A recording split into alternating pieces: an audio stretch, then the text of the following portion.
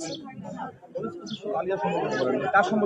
এই যে আলিয়া খাতুন মানে সম্পর্কে অনেক কিছুই বলছে অনেকজন, তো এভাবে আমাদের মনে হচ্ছে যে এগুলো সত্যি সব। আর আসলে উনি আমাদের সাথে এত বাজে ব্যবহার করেন কলেজে, আয়া থেকে শুরু করে সব শিক্ষক ম্যাডামদের সাথে খুবই বাজে ধরনের আচরণ করেন আমাদের সাথে। তুই টু ঘাড়ি কি বলবো, আমাকে একদিন বলতেছে যে মানে আমরা অনেকজন আসছিলাম কলেজে, মানে বৈষম্য করছে আমাদের সাথে।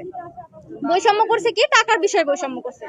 ফর্ম ফিল আপে অন্য অন্য কলেজে আপনার কম টাকা, এখানে ডবলেরও বেশি, এইবার ডবলেরও বেশি। তারপরে যখন আমরা বললাম যে মানে আমরা ফার্স্টে ভাবলাম যে দিয়ে দিই, টাকাটা দিয়ে দিলাম।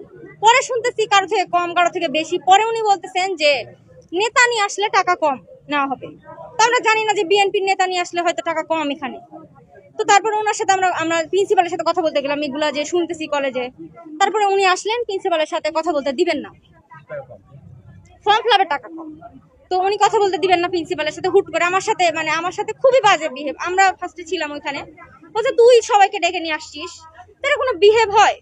এটা কোনো বিহেভ হয় না, স্টুডেন্টের সাথে কিভাবে এগুলো বিহেভ হয়?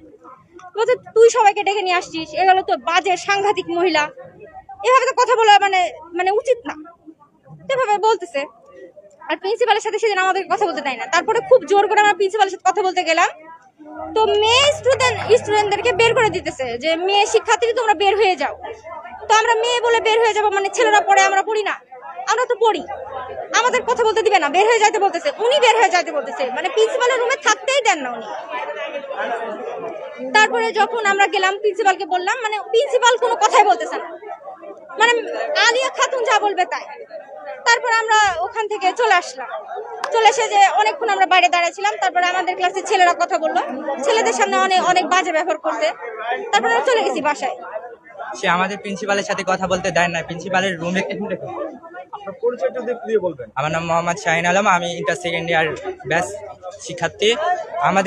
আমাদের সে বৈষম্য সৃষ্টি করছে, সে আমাদের প্রিন্সিপালের রুমে যেতে দেয় নাই, আমাদের বৈষম্য সৃষ্টি করছে। সে আমাদের কোন টিচার এখন পর্যন্ত আমরা এখনো জানা যায়নি। সে আমাদের মানে তার পোশাক আচার আচরণ কোনো দিকেই ঠিক নাই।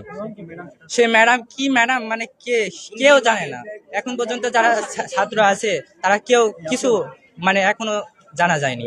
আর তার পোশাক আশাক যে আচার আচরণ এসব তো মানে কিছুই ঠিক নাই। তার পোশাক আশাক দেখলে মনে যায় যে এখানকার সে এমন একটা শিক্ষার্থী, তা সেভাবে সে আসে।